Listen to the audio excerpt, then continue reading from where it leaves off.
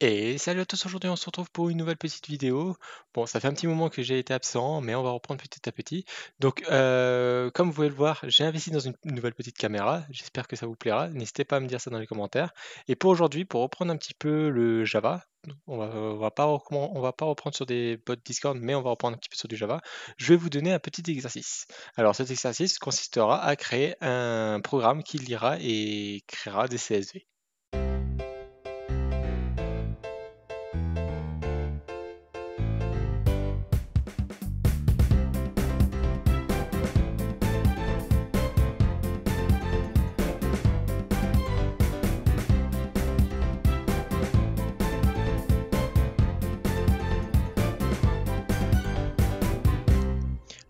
Tout d'abord, qu'est-ce que c'est que le CSV? Alors le CSV, c'est l'acronyme de Comma Separated Values et ça représente un tableau dans un fichier texte séparé par des virgules généralement.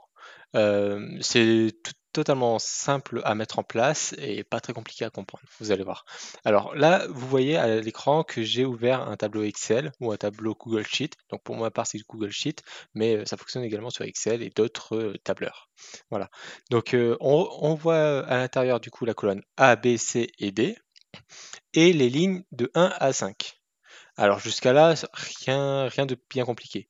On a également une valeur dans chacune de ces cases et tout ce qui est en blanc juste après, donc E, F, G, H, machin et 6, 7 et ainsi de suite, ne sont pas du tout pris en compte dans le fichier CSV. Il n'y a aucun intérêt de les sauvegarder, donc ils ne sont pas pris en compte. Et tout le reste, on va voir ça un peu de plus près. Alors, dans la colonne A, B, C, il n'y a rien de complexe en soi, en principe. C'est juste des caractères normaux et enfin voilà, tout est normal. Par contre, dans la colonne D, j'ai fait un petit peu exprès de mettre des caractères un peu spéciaux, on va dire. Donc, quand je parle de caractères spéciaux, je ne parle pas des accents.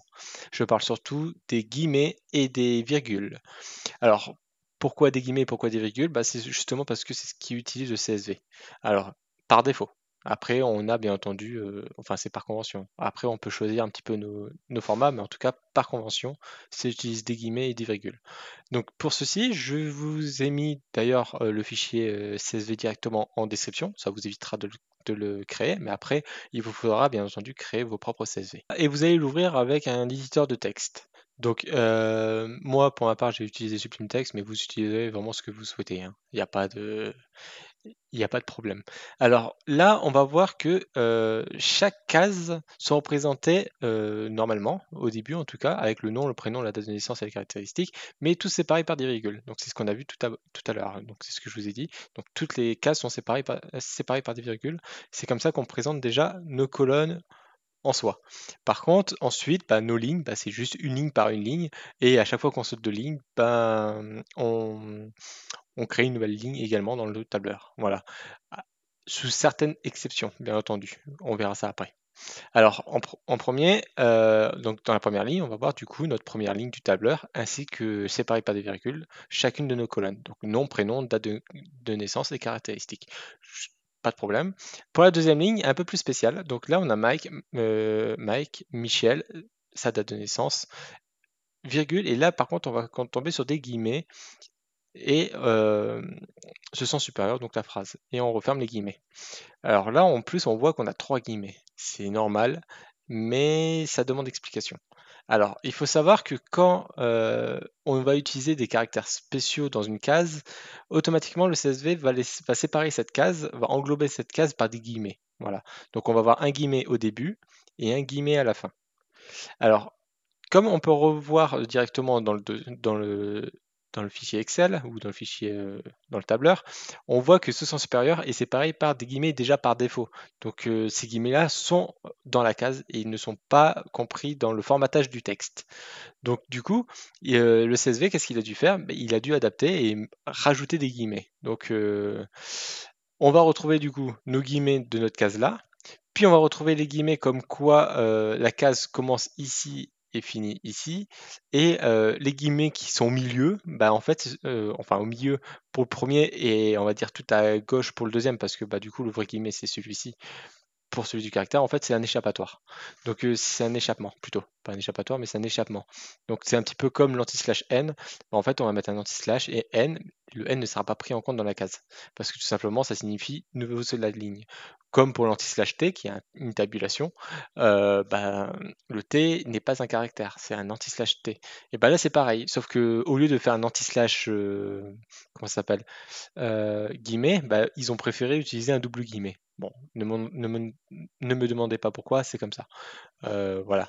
Donc du coup, pour les cases, s'il y a des caractères spéciaux de type virgule ou guillemets, eh ben ils sont déjà la case est englobée par des guillemets, et en plus de ça, s'il y a des guillemets à l'intérieur, au lieu qu'il y ait un seul guillemet, puisque sinon il va comprendre que c'est la fin de la case et après on va avoir des problèmes, du coup il va échapper le guillemet qui lui doit être sur le caractère en soi.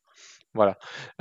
Donc du coup, si on regarde sur la troisième ligne, on voit qu'il y a des virgules seulement, il n'y a pas de guillemets dans la case, donc du coup, on ouvre bien le guillemet au début, ensuite on a nos virgules à l'intérieur, mais bon, il ne prend pas ça comme une nouvelle case, et ensuite on a les guillemets qui se ferment à la fin. Pour la quatrième ligne, on n'avait pas de problème, et pour la cinquième ligne, on a bien entendu également un guillemet qui s'ouvre, mais parce que tout simplement, dans têtu, on a encore des guillemets, et là, c'est là où on voit bien la magie de la chose, c'est que là, ce coup-ci, têtu est bien englobé par deux guillemets et pas trois, comme on a vu au-dessus, tout simplement parce que têtu, il y a son guillemet d'échappement et son guillemet tout court. Têtu et guillemet d'échappement, guillemet tout court. Voilà. Donc du coup, en fait, ce guillemet-là n'est pas du tout pris en compte, c'est juste pour dire, attention, ce guillemet-là, c'est le caractère qui est dans la case. Voilà. Euh, Ça, c'était quelque chose de très simple en principe à assimiler. Donc si vous n'avez pas très compris, n'hésitez pas à poser des questions dans les commentaires. Et ensuite, quand je vous ai dit tout à l'heure que parfois on peut tomber sur des exceptions, que une ligne du texte n'est pas une ligne de base, c'est si dans la case on met des sauts de ligne. Par exemple, si je retourne directement dans aller savoir ce qu'elle pense et que je mets un saut de ligne directement dans aller savoir et ce qu'elle pense, du coup, ici, là, du coup, comment le CSV prend ça en compte?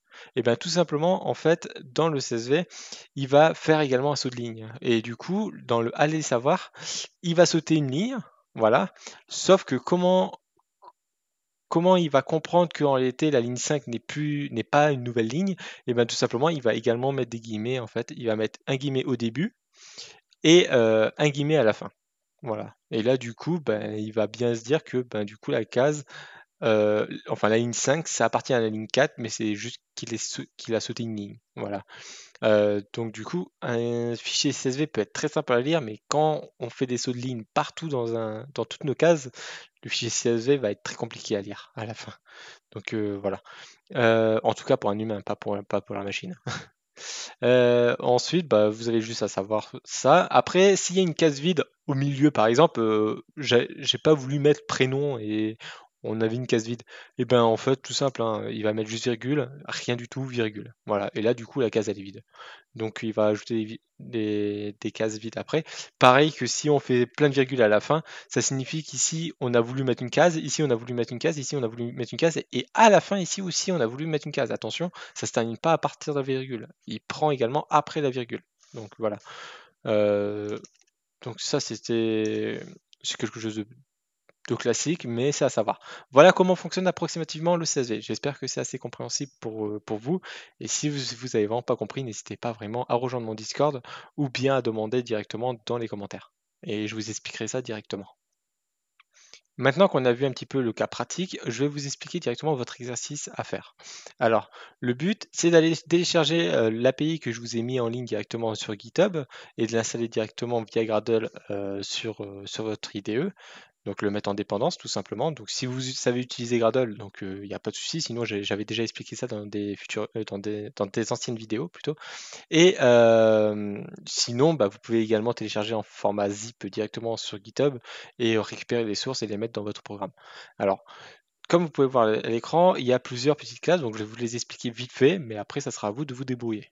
Alors, qu'est-ce qu'il va falloir faire? Il va falloir créer un programme qui arrive à lire le CSV, donc un fichier texte.csv, et ensuite le lire, le convertir grâce à ces objets-là, puis à le réécrire. Attention, il faut bien sûr pouvoir le re-sauvegarder et pourquoi pas ensuite faire que votre programme puisse créer lui-même des CSV. Par exemple, vous pouvez faire une fenêtre qui va créer un tableau, et dans ces tableaux, vous allez mettre vos valeurs, et lorsque vous allez cliquer sur sauvegarder, et ben ça va le sauvegarder en format CSV. Voilà. Donc vous avez le choix par contre pour l'affichage, donc vous pouvez passer par une console, vous pouvez passer par une fenêtre. C'est soit l'un soit l'autre, ça c'est vous qui voyez. Ensuite, le seul truc qu'il va falloir que vous fassiez vraiment obligatoirement, c'est d'utiliser tous les objets qui se trouvent dans le package, .api comme vous pouvez le voir là. Donc on va y faire vite fait un tour. Donc on a la classe CSV, donc ça va être la classe principale qui va comporter toutes les colonnes, toutes les lignes et tout. Voilà, ainsi que son nom d'ailleurs. Euh, je vous laisserai bien voir un petit peu toutes les fonctions, mais en gros, on a les get colonnes, donc ça va récupérer toutes les colonnes. On a le get row qui va récupérer toutes les lignes. On a par exemple le create a new column before, donc créer une nouvelle colonne du coup avant une autre colonne. Ou on a aussi le after pour créer une nouvelle colonne après la colonne en question. Donc ça, c'est vous qui voyez. Mais bon, il va falloir quand même, de toute façon, les implémenter. Il faut qu'elles fonctionnent, ces fonctions. Ensuite, on a le CSV case. Donc là, c'est la case, en gros, c'est ce qui va contenir un petit peu la valeur à l'intérieur. Donc voilà, pas très compliqué. Ensuite, on a le CSV contexte. Le CSV contexte, un peu spécial parce que c'est lui qui va prendre en identifiant toutes les lignes et toutes les colonnes. Donc, par exemple, comme vous pouvez voir sur le tableur, on a des lignes qui sont numérotées de 1 à 5. Bah, par exemple, la ligne 1 a comme identifiant 1 parce que c'est son identifiant. Voilà. Par contre, pour les colonnes, eux, comme vous avez pu voir, c'est des caractères. Donc, A, B, C, D, et ainsi de suite. Ça, c'est juste purement théorique, purement visuel, donc il n'y a pas à s'embêter en soi pour les contextes. Vous pouvez utiliser des integers, vous pouvez utiliser des strings, vous pouvez utiliser des chars, c'est vous qui voyez ça, mais en tout cas, voilà, il y a un identifiant, il va falloir quand même l'utiliser, bien entendu, pour pouvoir cibler un petit peu vos lignes. Mais après, c'est vous qui choisissez le format. Ensuite, on a le CSV parser. Alors le CSV parser, très important celui-ci parce que c'est lui qui va vous créer directement votre objet CSV. Alors il va le créer grâce bien entendu au fichier qu'on va lui donner. Donc lorsque vous aurez par exemple récupéré le fichier que je vous ai mis directement en description et que vous allez le donner .parse et vous allez le donner en paramètre de fichier, et ben il va falloir que votre programme arrive à créer toutes les cases qu'il faut, toutes les lignes, toutes les colonnes correctement, ainsi que du coup l'objet CSV qui le retourne. Et une fois que ceci est fait, il va falloir que vous soyez en capacité de le dessiner, de le redessiner sur la fenêtre ou sur la console comme vous avez pu, par rapport à ce que vous avez choisi. Voilà. Et ensuite, on a bien entendu les deux autres classes, donc le CSV colonne et le CSV row, qui est tout simplement en fait tout ce qui comporte une colonne et tout ce qui comporte une ligne. Donc dans la colonne, on va retrouver toutes les cases par ligne, et dans la ligne, on va récupérer toutes les cases par colonne. Voilà. Et on va également y retrouver bien sûr son identifiant, donc son contexte. Voilà, donc j'espère que c'est pas très compliqué. Et maintenant, comment on fait pour récupérer les sources? Bah, vous avez le lien directement dans la description. Donc si j'y vais moi, hop, voilà, donc vous avez directement le lien dans la description. Et quand vous aurez téléchargé, enfin créé votre programme directement avec Gradle, et ben vous avez juste à copier le repository et les dependencies et les mettre directement dans le build.gradle. Voilà. Donc ça, c'est déjà quelque chose qu'on a déjà vu dans dans des anciennes vidéos. Donc je ne reviendrai pas dessus pour la création du programme. Sinon, bah, vous avez bien entendu le clone or download. Donc vous pouvez le download en zip et récupérer directement les sources par là. Et l'ajouter à votre SRC. Voilà. Ensuite, une fois que ceci est fait, je vous invite directement à le faire. Et une fois que c'est fini, vous allez pouvoir me le passer directement via Discord. Donc le lien est dans la description, bien entendu, pour rejoindre mon Discord si vous n'y êtes pas encore. Et une fois que vous avez fini, vous pouvez également me demander des questions. N'hésitez pas, c'est pas fermé. Vous pouvez également travailler à plusieurs, c'est pas non plus un problème. C'est uniquement pour vous apprendre en gros le concept de la programmation orientée objet, parce que là, du coup, on va en avoir besoin. Et en plus de cela, ça vous apprendra également le format CSV, donc qui est tout simplement un format qui est énormément utilisé dans le travail, parce que tout simplement, ça permet de faire de la gestion de données. Les tableurs sont énormément sollicités, et en fait, on se les partage directement en CSV, parce que c'est plus simple. C'est plus lourd également parce que c'est pas un fichier en bytecode, mais c'est plus simple à apprendre, et en plus si on veut le modifier directement à la main, c'est également possible. Voilà. Donc en même temps, ça vous les apprendra du coup. Voilà, j'espère que tout ça, c'est clair. C'est assez clair, donc n'hésitez pas à revenir, bien entendu, me demander en commentaire si vous n'avez pas tout compris. Moi, pour ma part, je vais vous donner ça pour début août. Pour début août, je ferai du coup une vidéo correctif. Euh, voilà. Moi, de mon côté, ça me permettra également de continuer un petit peu les séries de pods Discord et de vous leur proposer sur un nouveau concept, du coup, grâce à la caméra, je vais en profiter. Et, euh, et voilà. Le mois de juillet va être encore un petit peu mitigé parce que j'ai également beaucoup de choses à faire de mon côté. Mais au mois d'août, je vais essayer de vous sortir au moins une vidéo par semaine, euh, au moins sur les bots Discord, parce que du coup, je vais préparer tout ça en juillet. Voilà. Allez, sur ce, j'espère que vous allez vous porter très bien, surtout avec cette chaleur. Moi, je vous dis à la prochaine